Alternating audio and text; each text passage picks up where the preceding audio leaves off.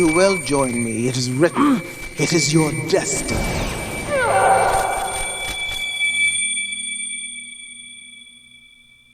I have to go back. You've been having a nightmare recently. What did you see? I'm not sure. The vision of someone being killed repeatedly. Someone else should go in your stead. If you go, you will be tempted and it will cloud your judgment. If it comes to that, understand I won't be able to save you. It's destiny. No, it's not!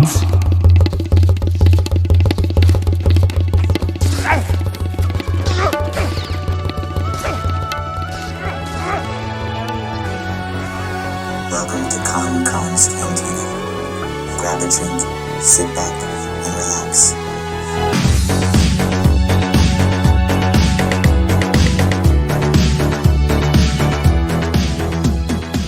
I do love this opening. What is up, everybody? It's your boy. This music gets me hype. Wait, what the heck? You moved your camera. Oh, I kicked it when I was getting out to go pee. Way to go. Yes, move it. Yes, Good, right there. good. Yeah, that's good enough. All right. What is up, Sorry. everybody? It is The your bladder boy. called. It's your boy. It's KonKon back at it again. And sitting across from me, as always, with the crooked camera We angle. back. Oh, is it crooked? It's all right, though. That's fine. You'll be all right. Nobody wants to see my face anyway. Let's be honest. Jay Breezy, the bionic man. Yes, I sitting am. across from me, the man of 1,000 names. Guys, I saw my surgeon today. you saw what? My surgeon. Yeah, what did he Yeah, say? He said my arms are still full of metal. Did he say that your bones were still big? Yeah, top 5 biggest bones. Biggest bones you ever seen. Best Giggity. best thing he ever told me. He's like, you know what, sir? You have top 5 biggest bones I've ever seen in my life. Like, I'll take it. I was like, I don't know what that means, but All right. my wife enjoyed it. Listen, guys, thank you for joining us this week at KonKonscantina, the 109th episode of the number 1 Star Wars drinking podcast Yes. in the universe, the final galaxy, the final Star Wars vision. the final episode. That's it. We're here. We've experienced all of them. The thing that we fantasized about for years. I mean, like back in the day, Literally. there used to be like snippets of Yep. what if Star Wars was anime. Remember that TIE Fighter? That TIE Fighter battle scene? Arguably still better than some of the Yeah. Visions episodes. Well, not arguably. It's definitely better than some of the Visions Definitely better than episodes, some. But that's up there. If Yeah. we were including that in some of the other stuff, I don't know, some of our rankings would be a little bit Yeah, differently. shout out to not having a single space combat episode. Dude, not a single one? I just thought about that. No, the Twins was kind of space combat. That was just because they were floating through space, having a lightsaber battle on the top of a starship that had 2 Star Destroyers. You know what's great is I'm looking at you straight on, but the way the camera angle is you looked way more mad. No, it's fine. Okay. You looked way more mad because it was pointed down at you. And you were like, angry. yeah, that was fantastic. Guys, also- agenda of this episode is, of course, we'll be talking about the 9th and final episode Yes. of Star Wars Visions. Happy and and sad. Happy and sad. Happy and sad. And of course, guys, housekeeping really quickly. KonKon's Cantina at all the following: Instagram, Facebook, even Discord. Go to our Linktree. You can join our Discord where we have plenty of talks, plenty of categories. We have video games. We have a whole Halo Infinite channel that's up there for people that are going to be playing Halo Infinite. We got a whole bunch of stuff up there on the Discord. And of course, this episode is sponsored by our Patreon. You can become a Patreon at patreon.com/KonKonsCantina. There you will find some exclusive content, but mainly it is solely for support, and we appreciate every single one of you who donate to us every single month. I don't know if you've noticed, but here in the back, got a little bit of light, some dramatic lighting going on. Patreon helped pay for that. We have some new floodlights here. We'll be moving back to the studio here now that the weather is cooling back and all that stuff. Once again, everything that we get goes directly back into the show. Let's do a quick, while we're talking about housekeeping, Yes. a little bit of a teaser for the upcoming Book of Boba Fett series. Yes, Book of Boba Fett. We want you guys to follow the Tell them the number. 407 Yes. 900 Yes. 5084 5084 900 5084. That is the number. That is our Cantina listening post. Yes. While Book of Boba Fett is coming out, and really anytime you want It's to call. open all the time. It's anytime open you all want the to call, time. but the biggest influx of calls we get is when we have Mandalorian Dude, Mando, droppings. season 2 was hype as crap. We had everybody calling in. They Call call in. every episode. Give your opinion. Give Yes. your Tell us what you quick thought about the episode. review. Yeah. Whatever you want. Tell us that we messed up on the previous episode, and you said that We're Sam big. Witwer was in it, and then I say that it was him. He told me. Timothy Zahn wrote a letter to me that Sam Witwer Yes. was indeed Exactly. on the last episode. Exactly. Whatever it is. Yeah, whatever In it is. seriousness, like leave us a voicemail because we play them. If you want to talk live, We send have us that- a message. and see we that- can take a phone call live. I'm so excited that we're going to have Book of Boba Fett bringing the community back together, because one thing that we did after Oh my God, that's Mando so good. is it really? Hey, calm Sorry, yourself. Cantina is going to be lit. We're getting into it. We're getting into it briefly, and you got to try this one too. You haven't had this one. One thing that's so cool about Book of Boba Fett that's coming up, guys, is not That only I was right and you were wrong. about what. That it was going to come out before Mandalorian season 3. Don't bring it up. Anyway, still salty. Anyway, Book of Boba Fett's coming out. It's going to bring the community back together. One thing that we love to do Yes. is the first episode's coming out on Wednesday, which is odd. So we'll see if it shifts to Friday, if we get like a Wednesday then a I Friday hope it's release. Wednesday. Wednesday's a little, I mean, super selfishly, it's easier for you and I to record on It's a Wednesday. easier for you. No, it's easier for us to keep happy marriages to not have every Friday that we have to record. It's easier for you. Oh, okay. Are you not married anymore? You're not telling me something? Listen, my wife is okay with sacrifices. Yours isn't. I don't know what to tell you. My wife is extra. She's bougie. She bougie. No. We'll see which one it goes to. But my point is after we record the actual episode, we also jump into Discord. So if you're not a part of the Discord, join the Discord. You can find the link in That's Linktree. our spoiler chat. And after the episode and we record, we send out a message to everybody on Patreon, and we all get in the same chat. And we've recorded those episodes. We've put those out. We all get together and we talk about the episode. It's super fun. And Wednesday night would make that easier for some people, because some people do have plans Friday nights. But And we're always up for this, but Yeah, it was so much the fun. masses get super excited with a big series like this, that whether you're a Star Wars fan or not, you're going to be watching Book of Boba Fett. It's just going to be like The Mandalorian. So we had a ton of people in Discord too. Like the chat room, we have chat rooms and stuff. They reached its max. It was a good time. But yes, So, once look again, forward give to that that. phone number one more time, and we'll be posting it 407-900. 5084. 5084. That is the Cantina listening post. You can call there. You can leave a 3-minute voicemail, up to 3 minutes. After 3 minutes, unless you are a camping Yeah. comedian who gets cut off every single time, you will get cut off after 3 minutes. I mean, try to keep it 30 seconds to a minute, because Well, be hey, concise. hey. If you want to do a long one, just Do a long one. Just don't ramble. just or else we remember might- it's 3 You're gonna minutes. get cut off in the middle of your thought. And Just then, remember it's 3 minutes. That's the point. But guys, this episode of KonKon's Cantina, once again, we'll be talking about episode 9 of Star Wars Visions. But we are a Cantina podcast. So we're gonna go into the Cantina right now. I'm putting it on you first, bro. I Welcome to KonKon's Cantina. What are you having?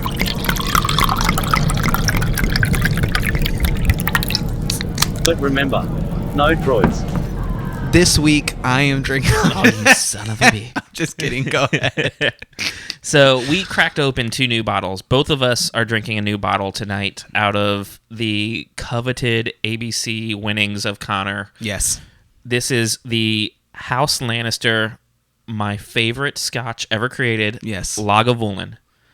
Are Yes. you gonna buy it now that you've had this one? I've had this one. I had a bottle of this. But exact you thing. had the not Lannister, because they make this. No, I had 9-year I had this Oh, Lannister. you Yeah, had it. it Okay, was gotcha. the year it came out. I had it as a anniversary gift from Andrew's got it for you. Mr. Platt, our $10,000 Oh, spot, okay. $10,000 sponsor, because Lagavulin is my favorite scotch. I love the peat. This is a 9-year. It's a 92 proof. It is absolutely fantastic. It's if you like a peaty flavor, if you like the smoke, if you like On a scale that of 1 to 10, intensity. how Pete? How big? If How 10 big is Pete? If 10 is a peat monster, which is my scale of like the most peaty scotch I've ever had, I would sit regular 16-year Lagavulin around an 8, and I would sit this around a 6 or a 7. For, I think I'll not like my it rate, then. not my rating of how good it is, but how smoky it is. Yeah, how peaty it is. Yeah, for sure. So, like I said, this is a 9-year. The regular Lagavulin, that's my favorite. I always have an open bottle and a backup bottle in my house because it's my favorite. I don't drink it every day. Yeah. It's a special occasion, whether that's a good special occasion or you've just had a horrible What's the day. retail on the regular Lagavulin 16? Is that 16 or is this 9? This is 9. Okay, that's yeah. So it's 115 on a good day. Okay. It spikes up to like 120, 130, at least in our area. This, I think it was about $89 if I remember It's even right when it cheaper came now. out. You can get this one now for like $55. For a $55, if you can get that for $55, that's a freaking Yeah, it's like deal $55, of the $60. century, yeah. For sure. Especially since obviously the hype of GOT has gone down and how these are relative to everything else. Anyway, continue with that. So you gotta try this one too. Regular Lagavulin's a 10 out of 10 for me. Like I said, like what's regular Lagavulin? the 16 year. Mm-hmm. Like so that's what they release. That's my standard. Yeah, that's your standard. They have some special editions and whatnot, but they're kind of like that's Lagavulin is. You typically go to buy. Can I get a bottle of Lagavulin? It's the 16-year Lagavulin. Gotcha. So this is a 9-year, so it's almost half as aged. It's a little more than half as aged by 1 year. It is Lagavulin flavor characteristics, but just knocked down in intensity. So if that is a good thing because you're not new, or because you are new to the peaty flavor, or maybe you don't like quite as much, this reminds me a lot of like a Lefroy 10-year. Okay. Very similar. Very similar. I love this. I would give this a 8 out of 10. 8 out of 10. A 10 out of 10 is a Lagavulin. This is knocked down too. It's not as refined. It's not as smooth, and it's just not as good. Obviously, it's basically half as aged. But for being a 9-year, and for being if you can get this at $55 to $60, that's a great deal. Yeah, and that's about what it goes for right now. Okay, you got to try this. Yeah. So we paused it real quick because I gotta try this. So really quick though, what I'm drinking, I got super close on my. What I'm drinking is, once again, this is GOT. This is the Winter's Frost. This is the House Stark Scotch. This one is. I'm finally getting into scotches. I used to really, really not appreciate the peatiness, the smokiness. It just didn't do it for me. This Game of Thrones one, the House Stark one, 43% by alcohol, so it's 86 proof. Once again on the lower end. And I was just saying 2 episodes ago that I wish I had some more higher proof stuff, but. This is you described it better than me because you know more about Scotch than me. But to me, this tastes like a nice bourbon and Scotch blend. Like it's perfect in between. It tastes like a nice, smooth, Islay Scotch, like a Arbor is one that comes to mind, with a perfect mixture of some of the peaty flavor kind of thrown into it. That is like, I'd give that an 8 out of 10. The House Stark one. Who makes that? Who is the? I can't read it, bro. It's here. Oh. You probably know. Broken arms. Okay, it is a. Wow, that is a hard to read word. Dalwhinnie. I don't know who it is. Dalwhinnie. I don't know who it is. DALWHINNIE. We didn't do our research as the #1 Star Wars drinking podcast. Spur of the moment, but it was spur of the moment. 86 proof Dalwhinnie Scotch. So Highland Scotch malt. I really, really like that one. That one is an 8 out of 10 for me. Super, super good. That would be something that I would buy again after I finish that one. This one, however, I'm drinking the. You're gonna try a sip of. I'm gonna try the Lagavulin. This smells like the large Sharpie. You know, like the king size Sharpie? Yes. That's what like this smells like. Oil-based Sharpie. This smells like an oil-based king Sharpie. So while you drink that, one of the things you like about a bourbon that's a higher proof is it's got a lot more flavor and sharpness to it. That's kind of why I like a peaty Scotch, because you can get a lot more flavor. You can't do it? Nope. Not... Let me describe to you what this tastes like to me. I'm so happy right now. You're wrong, but I'm so happy. It's like I took a Sharpie and I put it up my nose to make my nostrils dark or something. Mm-hmm. This legit tastes like I took a piece of... I had a fire in my backyard. The fire has burned down. I took a piece of a wood and I put it in my mouth. I chewed it up. That's what this is too much for me. There's not enough. There's not enough whiskey. I get it. It's not for everybody. It's definitely not. It's not for everybody. I mean, there's a man's drinks, and then there's like a boy's drink. Stop it! Oh my gosh, stop it immediately. Okay, but the front end is good. It's the back end that kills it for me. It is an acquired taste. It lingers too much. It's an acquired. It took me a while to actually like it. I will get to that. Just like I didn't like scotches at all. Now I'm starting to get to scotches. Obviously, this is definitely, like I said, it's a blend, so it's a more introduction. Yeah, I will get to that eventually. But that to me, that's over the top right now. Like I was saying, is the more you drink anything, the more you drink beer, the more you drink. I used to hate scotch, sours. The more you start to want more extreme of those flavor profiles. You eat Doritos, and then you want Doritos Extreme. You eat Dorito nacho cheese, then you want spicy nacho Doritos. It's just it's how everything. It happened with IPAs. It happened with bourbons and the percentages. It's kind of, when you get into something, it's a natural progression. Longest cantina ever, but listen, it's worth it. 10 out of 10. Do you give it a 10 out of 10? No, I give this an 8. 8. But hey, we're our both cantina 8. segment was 10 out of 10. To cantina segment, 10 out of 10. This episode is sponsored by not a 10 out of 10. Lagavulin. Let's get into this recap because we've gone on this long enough. Let's talk about the art style really quick. Hunk of trash. Why does everybody have gigantic jaws? Like, where are they finding these humans that have like jaws that are bigger than their foreheads? Everybody is Jay Leno. The art style was different. I did not mind it. I do see how people could not like the art style. I think that the introduction of this episode physically made me angry. The introduction is very, very good. The introduction, as far as what? Before we get the recap, it's a B-wing just hurtling towards the planet. So I'm surprised you said that. I was interested immediately. So I'm surprised you said that. I felt the opposite. Yes, B-wings are like one of my favorite ships. That was cool. Exactly. But I felt the introduction to this episode, as was this entire episode, was so chaotic and non-explained, and just boom, boom, boom, like things happening without any explanation. It's a 13-minute episode. Right. It's very, very fast-paced. So like I literally wrote down, like, it's ironic you said that. I said, this is suffering from what the previous episode did so well, while it was having that quick little monologue and an intro to like set the scene of what's going on. See, I feel like this episode does. I see what you're saying, and I agree. But what this episode does is, first of all, okay, you didn't like the art. Yeah, I didn't like, not necessarily the art of everything, the humans, like the way they drew people themselves. I can see that. They're very exaggerated, very long-faced or wide-faced. Yeah.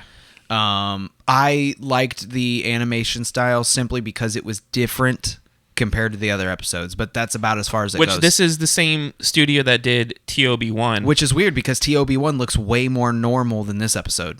Yeah, but it is interesting to see the same studio having these two totally different sides. This is better than TOB1. Of art. I agree with that. Yeah. This is better than TOB1. TOB1 was too bright and shiny. This is definitely darker, and it follows the dark characteristics of the story. I think that the story of this episode is 10 out of 10. Execution might have some flaws. I think that this episode suffered from how long it was. I think that if we would have added a couple of more minutes, like you're saying, maybe an intro. But what I think this episode does good is, even though a lot of the beginning is shrouded in mystery a little bit, the main character, our main Jedi, they do a good job of, we have flashbacks, which me and you both enjoy a flashback, a montage, whatever you want to call it.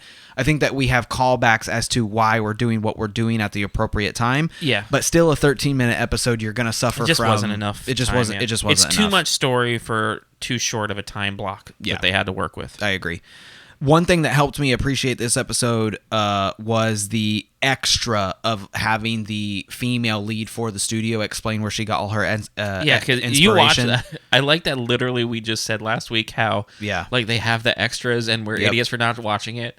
Immediately forgot and never watched it. The next episode we record, still didn't watch it. Especially this one in particular, because she does a really good job of thoroughly explaining, before we get into the recap, that two of the characters are literally based on R2 and C-3PO.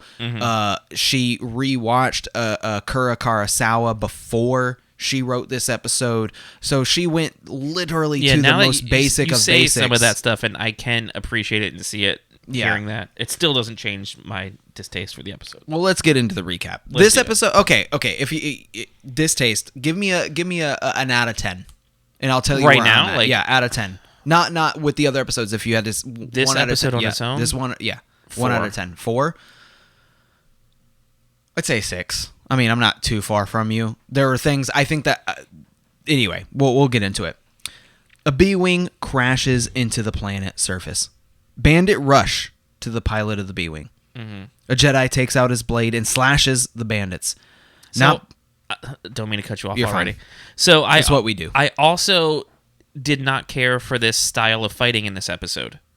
So if you notice, all of very sequel trilogy-esque. Not that part. Uh-huh. It's all of the fighting style, and it could just be budget. Uh-huh. It's very like almost like the frame rate is like 10 frames per second.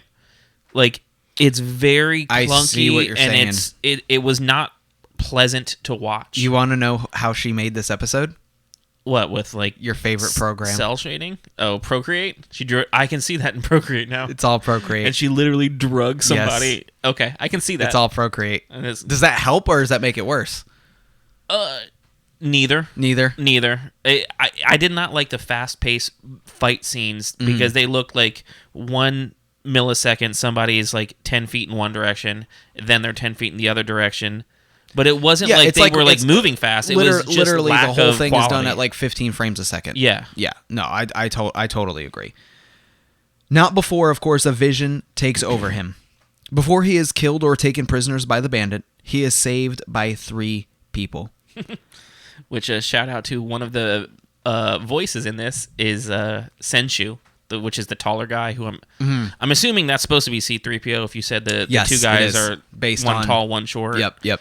So Senshu is none other than the Star Trek what can I call him? Like ambassador? Like if it's not William Shatner, the biggest star that's living. Yes. George Takei. Yeah, that's awesome. Is now in Star Wars, which is crazy. Full cross. What's the across the spectrum? Yeah, across the spectrum, all that stuff. Yeah, I'm all for it. Which I didn't recognize his voice. No, not at all. And I had to literally, I was like, wait, who is Takei playing? And I had to go look because he does a very like comical like. Lets his voice crack and do all these weird little joke sounds. 100%. I was like, I would have never guessed that was like to the point where I knew he was in there and I still didn't know who he played. It's just like what was the episode with the guy from Stranger Things and his name David? David Harbour when he was playing same thing. The Jedi Master. I'm and listening. The Elder. Yeah. I'm listening to him and I'm like, I know this voice, and it wasn't until you're like, oh, this is David Harbour. I'm like, oh my god, yeah, it's him. It's the same exact thing. Waking in a cave, he finds himself with the princess of the planet that he is now on.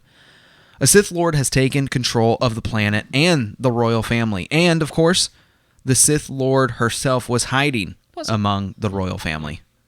So I'm wondering if her and Mesa are related. I don't know. Because it says that she was... You keep saying her, and I don't know. Well, yeah, I guess we don't know. she manly. They, them Sith Lords. Yeah, they them Sith Lords. She is burly. To say the least, she looks like Blanca from Street Fighter. She does look like Blanca. She's the bear that Geef fights from Street Fighter. Yeah. She powerful. She a big girl.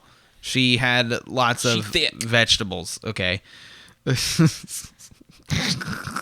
got some test running through those veins. Dude, they didn't even try to make her pretty either. Like, it's like she's not cute. Anyway. The group finds a plan to take back the capital. Once again, kind of this overarching plot is taking back the capital, getting the princess into the capital. She's been banished. Yeah, they don't really dive into what happened, why. Just not a whole lot. Yeah. Very the Huns have taken over, and we got to get Mulan back to the capital. Yeah, yeah. Let's get down to business. Yeah, I don't know. Come on, to defeat the Sith Lord. Anyway, did they send me? Dang it, we missed the opportunity to open we it. Totally with that. did. We totally. Yeah, come on. Walking through the valley, Lady Mesa explains that her strange friend is a Jedi. The 2 strangers that kind of seem like peasants know all the back ways to get to the palace. And this is, of course, because of the new power that's in place on the planet. They can't just take the normal roads, right? They can't take the royal road that most, once again, kind of this overarching Chinese imperial vibe that I got from this episode is China built all these roads. Yeah, China, not Japanese, as a lot of these have felt Exactly. Definitely more Chinese. China built all these roads, and they can't take the normal roads. Listen, Silk Road is closed. Okay, no Yes. more trading, intergalactic trade, all of it. No tax regulate. Anyway, I was going off on. She can't do that. Kill her or something. Anyway, there you go. Through rivers, valleys, and checkpoints, they cross their way all the way through the countryside. Finding no way around certain checkpoints, they realize that they must go up the mountainside. This mountainside they call God's Path. Why? Because once you go this way, nobody returns. After One of the few references to God in Star Wars, which is kind of weird. That's true. Yeah. I never even thought of that. That's a really, really good point. I'm trying to think of where else we had, if any. Maybe kind of like Rogue One and the Wills. Yeah, there's like nothing about like religion, like earthly religion, like ever spoken of references, and this is the first time I ever heard something Literally like that. God. Yeah. This also kind of reminded me of Lord of the Rings when they're going around the caves of Mordia. And they are going up the mountain and it's snowing and everything. They have to take this path that you shouldn't take. It just when reminded they're all me of like that. side. Yeah, exactly. Side scooting down across the mountain. After a long walk through the night, the group wakes up and notices that one of their own is missing. How do you not realize that? Tsubaki again suffers from one of his visions. The next day, they make their way onto the palace. Once again, I know See, this is my problem with this episode. Is this exact moment? And it's really bad. And I was going to make a comment on the pacing. It's chaotic is the word that I wrote down. It is. It's chaotic. And it's a 13-minute episode. And I think that we do a good job on the recap. Mm-hmm. But the pacing of this episode and it being such a short episode is like you can only, unless you give a literal play-by-play. So literally what happens is they realize he's gone. He says, "I'll go get him," for lack of better terms. And in 30 seconds, they're attacking the palace. And then they're just waking up in the town, and they're all back together again. Yeah. Literally no description, no blurb, no. We could have gotten a montage. We could have gotten 20 seconds of him finding him, whatever the case may be. Like that's kind of what my biggest problem with this episode is. It's the pacing is chaotic. Like there's no. It's a very, very fast, very, very fast episode. Yeah. Once again, I like the overall story, especially once we were getting towards the back half of the episode. I like the darkness of it. Yeah. This is when things start to pick up. The next day, they are on their way to the palace. The two peasants, the guides themselves, they've served their purpose. They do not go with them. R2 and C-3PO are gone. They're gone. Just the princess and the Jedi. They're going to attack the palace. That's George Takei. After taking out some of the guards, we are treated once again with a flashback of Lady Mesa and Sabaki. This is when she's got the long hair, right, in the palace. Yeah, so this is like it reminded me of Obi-Wan and Satine, their whole love relationship. Yes, I had that same vibe. Yeah, but they don't really like dive into it that much. Like they do enough to give you the they give you the gist it's of obvious. The relationship. But all of it, I think, could have made this episode way more interesting if this, instead of a 14-minute, was 24 minutes. Just like another 10 minutes could have given you some more. I liked the flashbacks, and we got a lot of them, and I think that the flashbacks are the most important parts of the story. Yes, we I agree with that 100%. A flashback as our intro, and then once again, we have this flashback of them two on the planet, of him on assignment as a Jedi Knight. Clean cut, shorter hair. You can definitely tell he's a. I don't know if I want to say gone astray, but I mean, I guess technically he definitely went astray. Yeah. But he's on his own. He's not in robes. He's not the same clean cut person that you see in this flashback, even remotely. And I like the symbolism that they use here too, because as we were talking about the parallel between Satine and Kenobi, they kind of do this flashback the second that they walk to the cliffside of the palace, and they're overlooking the city, and the flashback that we get is them two in the palace, in that exact same spot, which I thought was really, really cool. I liked that very much. Very, very seamless. Very, very good aspect of storytelling to have something that's just like it's a deja vu. Yeah, like something that would happen in real life. Something that happened in real life. You go to somewhere that you've been before, and then, of course, you start remembering a memory, whatever the case may be. I really, really liked that. And the two, then we cut back to the real time. Once again, I love this bounce back and forth between past and present. So we get back to the present, and as the two talk about their past, they are met, of course, with the new leader, Masago, the Blanca. Brawly, the Brawly type Sith female. She is beefy. She is beefy. She is beefy. She's out there. Yeah. She's putting herself out there. The two clash into battle. How did you not know she was bad, first of all? If she was in the palace as one of them, how do you not know that is a bad person?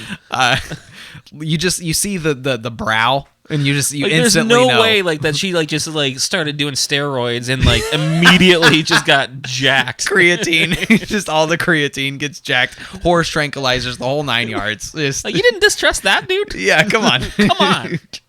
The two clash into battle, swinging their sabers. The two guides are then shown as prisoners. So they tried to run away. They did their part. And once again, this is like a classic movie trope, right? Like the person that helps, that's promised some sort of immunity. Yeah. Hey, you help me, whatever. And of course, they get caught. We don't really know what ends up happening to them, but they are thrown at their feet with swords drawn to their necks, of course, implying that they will be killed if they do not comply. And then, of course, the prisoner added to it is the princess herself, and she is also taken away. The Sith raises her hand and seemingly has a force effect on Shubaki, which this was something that new technique that we've not seen. This was something that I didn't notice until me and you were watching together. It gave a sound effect. There's an audible sound effect that would be with the Force, and it reminded me of the whole Kylo and Maul using a telemetry. Like Rey was strapped in the chair, and he was trying to get into her head. And it made me... I think that this was far-reaching because of the flashback that we get between him and his master, but it reminded me of Palpatine saying, "I am every..." So good. Every sip is like a new beginning to my life. Yeah, it's because somebody dunked a new Sharpie in there, you freak. So good. Anyway, it reminds me of Palpatine in Rise of Skywalker being like, "I am every voice you've ever heard." Like, yes. To me, it seemed like she was the one that was implanting this forethought. And this was something that you said at the beginning of the episode. We didn't do a good job of outlining this, but I think the overarching theme of this episode is he does not believe in the will of the Force. We weren't even recording when I was talking about that. Yeah. He does not believe in the will of the Force. It's something that he has said. He says multiple times in this episode that he does not believe in predetermined. Nothing is predestined. Nothing is predetermined. That was the whole thing with the Master. Yep. And when he leaves and goes, and he says nothing is predetermined. Like, it's a continuing theme. Even talking just to Senshu and R2D2, C3, whatever they are. Yeah. Like, it's just like a concept he can't let go, which reminds me a lot of Anakin. Yes. It reminds me of the Skywalker family. Like, and Luke is the same way when he's on Dagobah with Yoda, where Yoda warns him that just because you see this, like, you can't just go save them. You don't know how this is going to work out. He refuses to accept that. And it reminded me, just like Anakin, especially later where he's trying to save somebody who's dying. And that's exactly what I feel the most attachment to this episode is. Continuing with the recap really quick is, as she uses the Force, not only do I feel that she has a direct connect on her enhancing him having this vision at that very moment, but if you notice, she also uses the Force to direct the princess who has been bound and now has a mask on, so she can't see. Okay, I wrote this down. So you think that she direct, like, she, like, 1000%. I don't know, not telemetry, but like mind controlled her to do this? Who? The princess, to get dressed in the full garb of the other... She's not in the full garb, so if you notice, I think that all of the alien guards that we see were already in place. Because like you said that she was in the garb. The thing that ties them together is that fur that's around their neck. In the mask. I think that the guard was already in place, and the guard obviously follows who's in charge, and this big Sith chick is just who's in charge, so they follow her. She already had that because she was royalty as well. Like, those are the royal guards. You see what I'm saying? I see what you're saying. So all they had to do was slap Put a mask on her. And then if you notice, she is standing there, and as he is slashing through guard after guard after guard, the princess starts to stumble I need to drunkenly, rewatch that now that you say that. and she's moving her with her hand. It's okay. blatantly See, I need to rewatch obvious. that because I wrote that down. I was like, why? What happened? Why was she like this? But now, like that. See, that's an instance of where rewatching stuff can change. It's scenes. blatantly obvious that I have her name down. What is it? Masago? Sounds right to me. Yeah, Masago clearly is using the Force to guide the princess towards him. That makes sense. And then, of course, he slashes him, which this is I this watched this reoccurring episode twice and I did not catch that. That's interesting.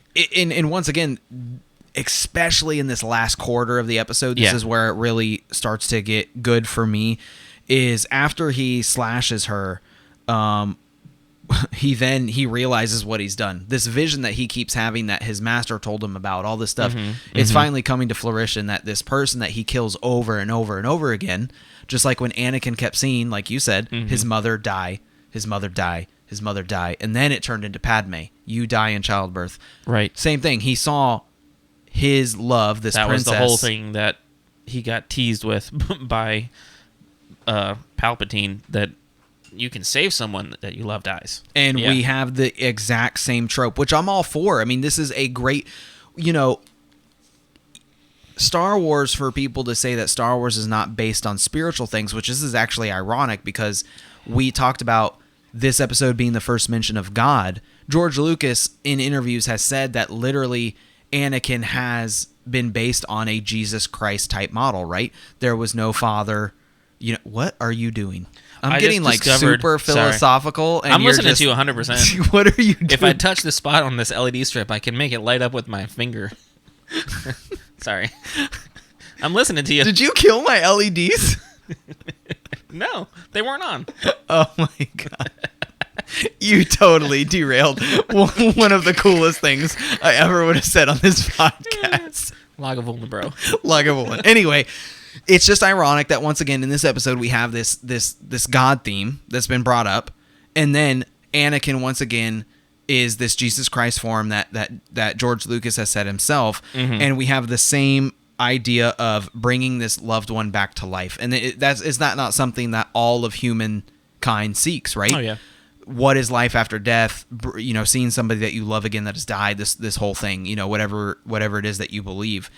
This is where the trope really, really, really gets good.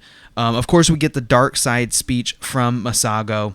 Again, we get super Palpatine. Super Palpatine. Yeah, join me and together. That was Vader, but 100. All the Palpatine stuff. In protest, of course, he refuses to believe that what she is saying is true, that he will turn to the dark side and then, of course, help her. But it is too late, and he gives in. And of course, really what's brings him over is seeing when he takes the mask off of Lady. Yeah.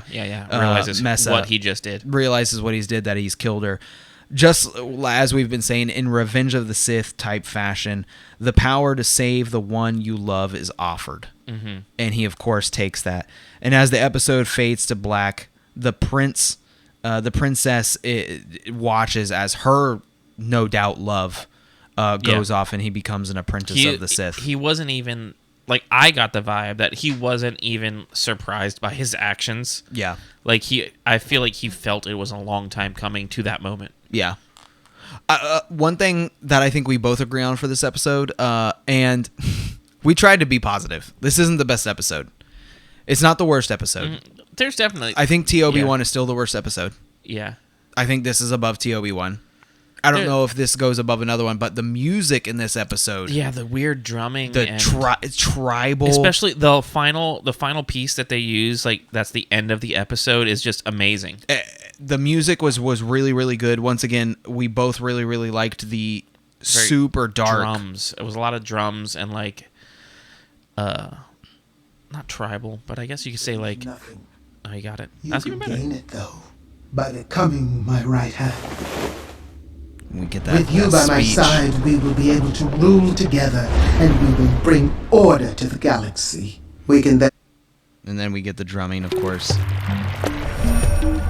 And once again, this was actually something cool. Lo-fi vibes almost. Oh. It's cool because she touches his hand to her, and their power together, kind of exactly what Emperor Palpatine said to Anakin, which was together. Only one has figured out, but their hands touch and they literally bring her back to life. Dude, listen to these lo-fi vibes. I love the music. The music. I really do love the music. And I love at the end as he's walking away, he, as you heard, he pulls the hood up. He pulls the hood up. Yeah, it goes like full Sith, but music was 10 out of 10 for me on this one. Yes. I think that's something that Visions as a whole brought to the droid game. Original music pieces that were not even remotely, like Mandalorian was original. It was not John Williams, but it kind of meshed with the vibe, whereas this proved that you can still be Star Wars with a completely different vibe to your music. The question that we always ask, Justin, do you want the story to continue? That's a big 10 no.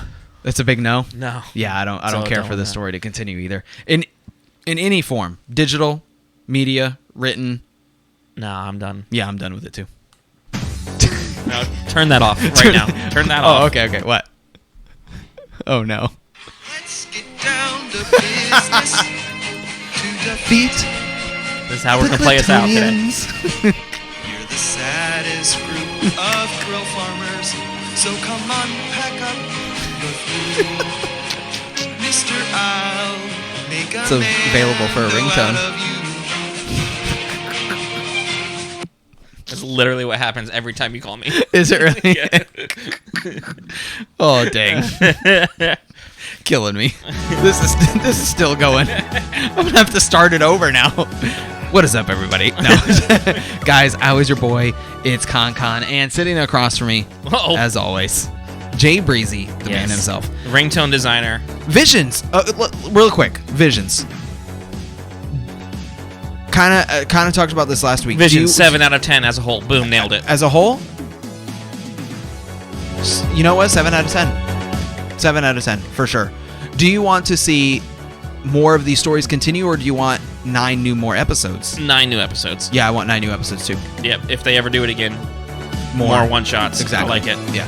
I was your boy. It's KonKon. And, of course, Jay Breezy. And we'll catch you guys next time.